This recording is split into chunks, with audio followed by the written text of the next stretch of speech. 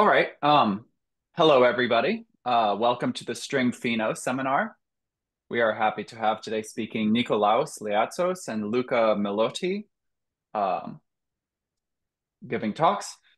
So, our first talk will be by Nikolaos Liatzos, who will be talking about the lack of scale-separated supersymmetric ADS2 flux vacua. All right, Nikolaos, please take it away. So, first of all, I would like to thank the organizers of the String Phenomenology Seminar Series for offering me a slot. So, my talk will be based on a recent paper that I wrote in collaboration with Niccolò Priori and Fotis Farakos, in which we argued that supersymmetric ADS2 vacua that are supported by fluxes cannot be scale separated. So, in this talk, I will present our main general argument, which I will then illustrate with a specific two-dimensional supergravity model, as well as with examples from flux compactifications of type 2 supergravity. So to begin with, a given vacuum that arises from a compactification is characterized as scale separated if the dimensions of the internal compact space are much smaller than those of the external space-time. So a lower dimensional effective description indeed makes sense. Now, from a top-down perspective, an anti-de Sitter vacuum is scale separated if its radius is much greater than the Kaluza-Klein length scale, while from a bottom-up perspective, scale separation is the following hierarchy between the anti-de Sitter radius and the ultraviolet cutoff of the effective theory.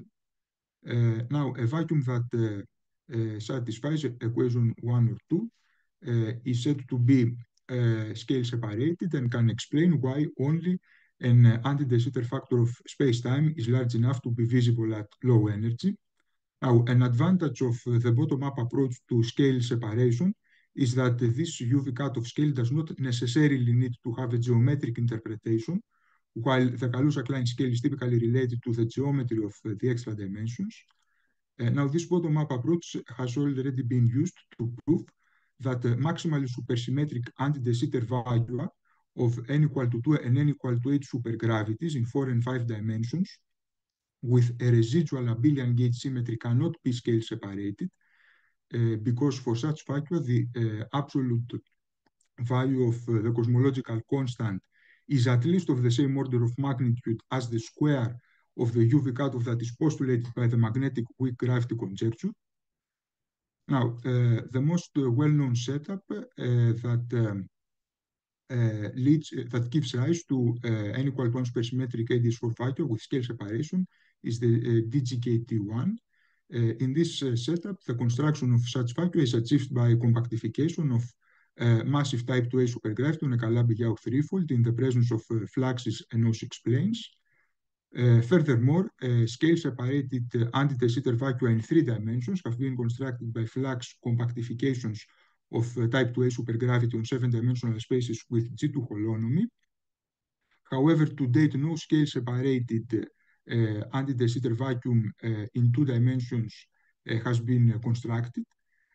So, in our work, we provided a bottom-up explanation of why supersymmetric anti-de Sitter vacua in 2 dimensions cannot be scale separated. So, for an anti-de Sitter vacuum in 2 dimensions, the cosmological constant lambda is related to the radius L by this relation in which the 2-dimensional Planck scale does not appear. Now, an ADS2 flux vacuum is supported by a gauge field strength with components along the ADS2 directions according to this equation. Now, in principle, we can have 2 such different ADS2 vacua supported by fluxes of this form, which are separated by a domain wall particle, and epsilon 2 is the Levitz-Vita tensor associated with ADS2. Now, the tension of such a particle sets an upper bound on the ultraviolet cutoff of the 2-dimensional effective theory. And also, if the domain wall is a BPS1, which means that its tension equals the absolute value of its charge, then we obtain the following relation between the ultraviolet cutoff and the charge of the particle, which is, of course, reminiscent of the magnetic weak gravity conjecture. Now, the change in the F2 flux that is induced by the domain wall is dictated by the charge of the particle. And if we impose flux quantization, we find that the radius of one of the two ADS2 domains satisfies this relation. Its inverse is at least of the same order of magnitude as the ultraviolet cutoff scale. So the natural interpretation of this hierarchy is that supersymmetric ADS2 flux vacua are not scale separated. Of course, there could be a contribution to the cosmological constant that is not related to any two-phone flux, which we have denoted by plus or minus lambda squared. Now, the positive sign in this equation was beyond the scope of our work, since a positive contribution to the cosmological constant means that there is at least one sector that spontaneously breaks supersymmetry. On the other hand, an additional negative contribution to the cosmological constant that is not induced by a flux can only make things worse as far as scale separation is concerned, since this contribution to the vacuum energy is already of the same order of magnitude or greater than the UV cutoff squared. So we see that the presence of a flux-induced term in the vacuum energy is enough to exclude scale separation for supersymmetric antitester vacua in 2 dimensions. Now, let us now consider the n equal to 1,1 supersymmetric extension of the Zakif-Teitelbaum gravity. Its field content consists of the supergravity multiplet coupled to the dilaton multiplet. The supergravity multiplet contains the Wilbein, a Majorana gravitino psi mu, an auxiliary real scalar A, while the dilaton multiplet contains the two-dimensional dilaton phi, which is a real scalar, a Majorana fermion lambda, and a real auxiliary scalar field F. Now, this system is described by this off-cell axiom, where L is a real constant that has dimensions of length, and varying this axiom with respect to the component fields of the dilaton multiplet, one can find these 3 equations, and in particular, equation 18 indicates the presence of an ADS2 vacuum with length scale equal to L. Now, we can actually generate this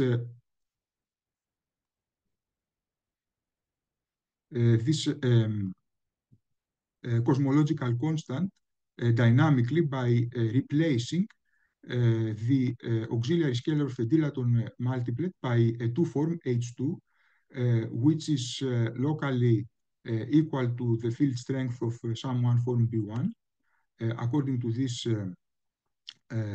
relation.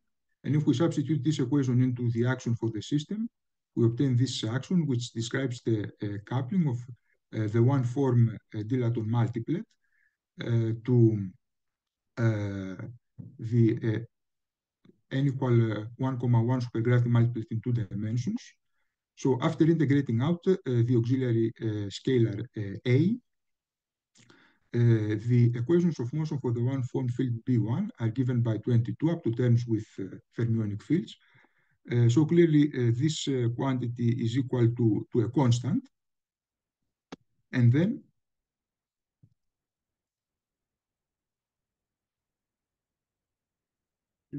the Euler-Lagrange equation for the dilaton phi gives this expression for the two-dimensional curvature. And clearly, for non-zero C, this equation describes an a two-dimensional anti-de Sitter spacetime with a radius L that is related to the constant value of this quantity by this relation. Now, we can then couple the one form B1 to a particle in two dimensions. Now, the axiom that describes a particle in two-dimensional spacetime coupled to the one form B1 has actually this form, where W1 denotes the word line of the particle, which is parameterized by a single coordinate tau. Capital X mu of tau are the values of the spacetime coordinates on the word line of the particle. Q is the real charge of the particle under the one form B1. And a dot indicates a derivative with respect to tau. So we then consider the action that is the sum of this bulk action and of the particle action, and the equations of motion for the dilaton, the one form and the metric, are 28, 29, and 30 respectively. Now, in particular, let T and X be the coordinates of the two-dimensional target spacetime. Now, if the particle lies on the axis x equal to 0, then in the static case, the x component of the equation of motion for the one form takes this form. And if we integrate this equation over an interval of this form, where epsilon is a positive real number, we find that the difference between the constant values of this quantity for positive and negative x is actually determined by the charge Q of the particle. And if neither of A plus and A minus is 0, then the regions with the positive and negative x are both ADS2 spaces with length scales L plus and L minus respectively, which are given by this equation. Therefore, at least one of these two radii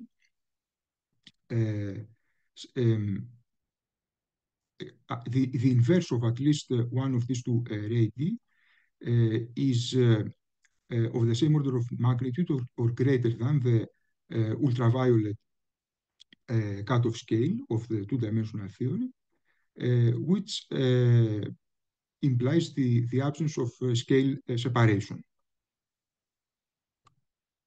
We have also solved the equations of motion that govern the dynamics of the system for a charged domain wall particle lying on the axis x equal to 0 in the static gates. Now, the ansatz for the metric, the dilaton, and the one form that are compatible with time translation symmetry are given by equations 35 and 36. Now, if the charge Q of the particle and the value of the dilaton at x equal to 0 have the same sign, then the functions phi f and b that solve the equations of motion for the system are given by these three equations, where alpha is a real constant of integration and h is the Heaviside step function. On the other hand, if the product of the charge of the particle with phi of 0 is negative, the corresponding functions are given by these three relations. And we have also specified the Killing spinors that are associated with the above bosonic background. Now, in both of these two cases, the particle preserves half of the supersymmetry of the background space-time, as can be seen from the conditions 44 and 46. So indeed, the particle solution that we derived is indeed a BPS1. Now,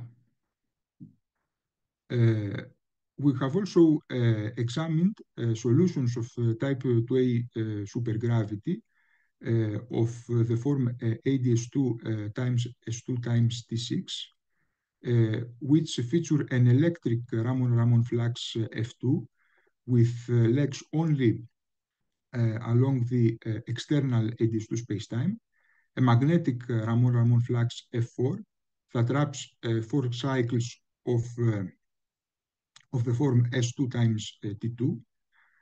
We also have zero Roma's mass and also vanishing Neves-Schwarz 3-form flux H3, a constant n-dimensional dilaton, and also we do not have any sources.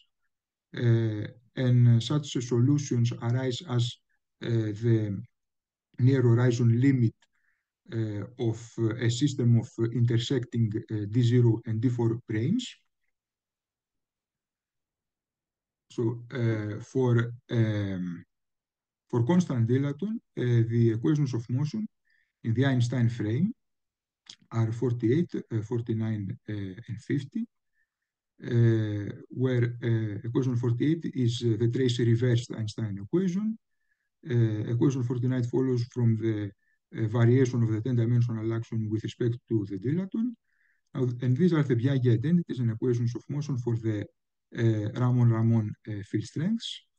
We have also introduced this notation and also capital letters of the Latin alphabet label the coordinates of the 10-dimensional space-time.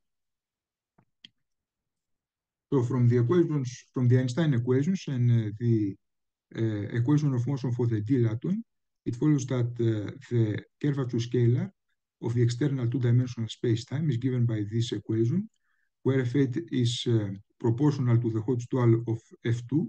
And since F2 is an electric flux, F8 is a magnetic one. Also from the flux quantization condition, it follows that the squared modulus of F8 has this form, from which we can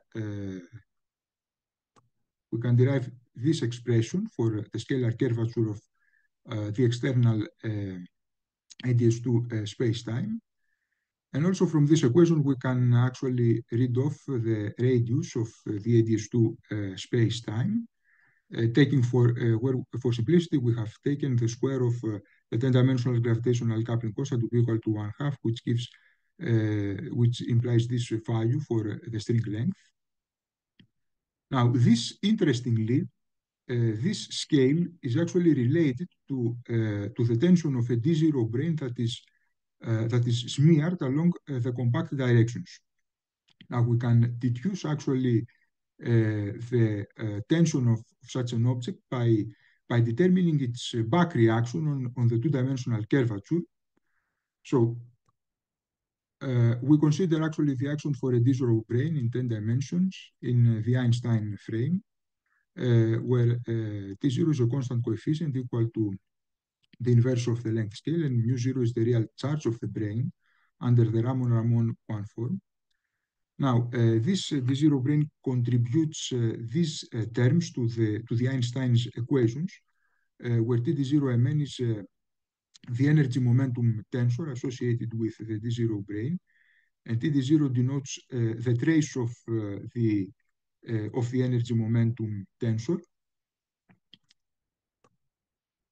Now, if the word line of the D0 brane is described by these equations, then in the static gauge, we find that the trace of the corresponding energy momentum tensor is given by this equation. And this term actually is the contribution of the D0 brane to the curvature of the 2-dimensional external space-time. We then smear the D0 brane along the compact 8-dimensional internal space by performing this replacement, where G8 denotes the determinant of the metric of the internal manifold. So, and so this equation gives us the back reaction of the smeared D0 brane on the two-dimensional curvature. And from this equation, we can read off the tension of the smeared D0 brane, which is given by equation 65, up to a coefficient, up to a constant coefficient that is of the order of 1. And we find that this tension is at most of the same order of magnitude as the inverse of the radius of the ADS2 spacetime. This is actually in accordance with our general argument against scale separation.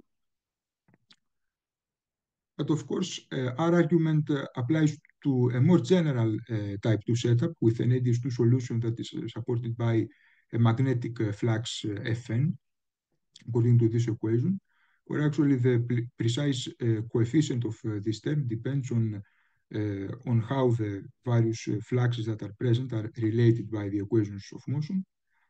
Now, from the flux quantization condition, where sigma n is the n cycle that is threaded by Fn, we find that the two-dimensional curvature and the corresponding radius are given up to factors that are of the order of 1 by equations 69.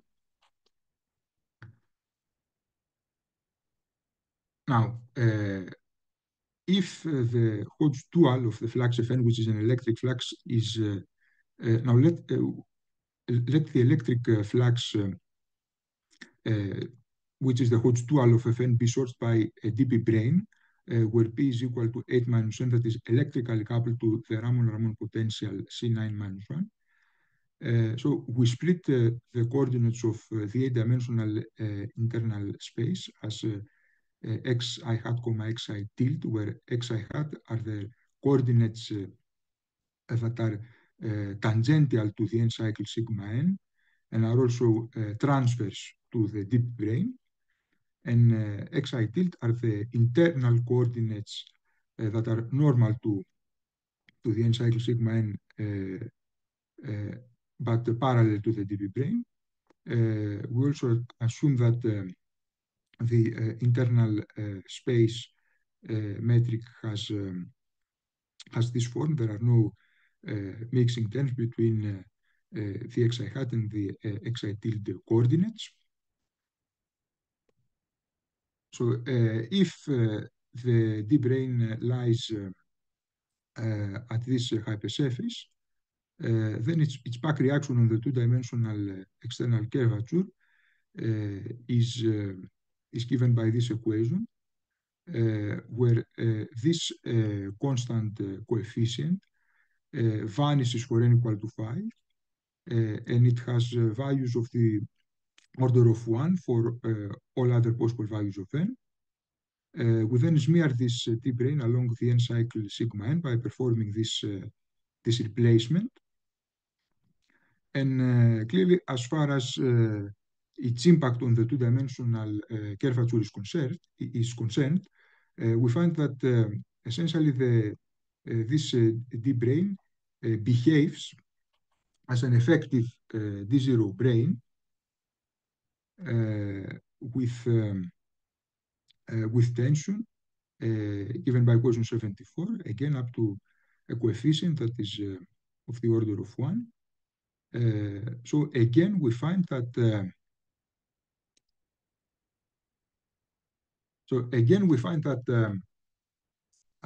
inverse of the ADS2 radius is at least of the same order of magnitude as the tension of the effective D0 brane. So clearly, again, such flux-supported ADS2 vacua in type 2 compactifications are not scale separated. So to conclude, we have provided a bottom-up argument excluding the existence of supersymmetric ADS2 vacua supported by fluxes. Our argument relies on the existence of a fundamental BPS domain wall between such vacua, whose tension sets an upper bound on the ultraviolet cutoff of the two-dimensional effective theory. So if a scale separation is possible at all in two dimensions, it is most likely to occur in setups with at most one supercharge. Such a model could, for example, be constructed by compactifying type 2 superstring theory on a manifold with spin 7 holonomy, which preserves 1/16 of the original supersymmetry, then performing an appropriate Orientifold projection to reduce it further by a factor of 1/2. But we leave such an investigation for future work. So this is the end of my talk. Thank you all very much for your attention.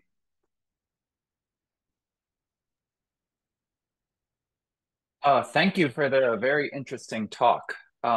Do we have any questions from the audience?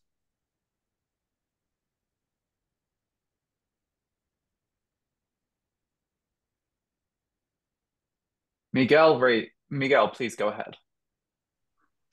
Hi, Nicolaus. Thanks for the very nice talk. Hello, So, Miguel. if I understood correctly, your conclusions they only hinge on assuming that it's an ADS2 flux vacuum, and for instance, if the domain walls were not exactly BPS, but they got like a tiny correction, your conclusions would still hold. Is that right? So suppose the primary is not BPS, it's a tiny correction above the BPS bound. I guess would still work, or yes, probably we have not examined this, but we have actually assumed the presence of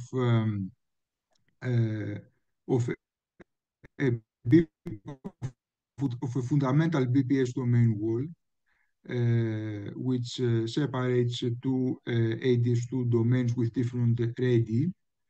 And of course, clearly this is an assumption that is a little restrictive in the sense that the background space-time needs to have adequate supersymmetry to accommodate such an object. For example, in two dimensions, I understand. I was just asking, even in the BPS at case. least two supercharges at the space-time level. Okay. Yes. Yes, but even with two supercharges, it could be the domain wall is not BPS, right? So in that case, is there any way that if it's just like a little bit of the BPS bound, would you still have your results, or something like that, an approximate version of them? Well,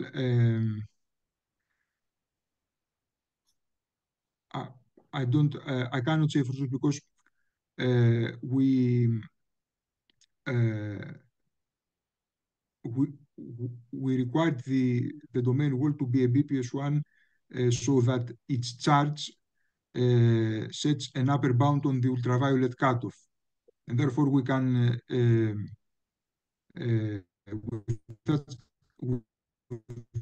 with such a configuration, we can deduce whether the two-dimensional effective theory is scale separated or not, without knowing its higher dimensional origin. That is why we say that our approach was bottom-up. Okay, I understand. Thanks.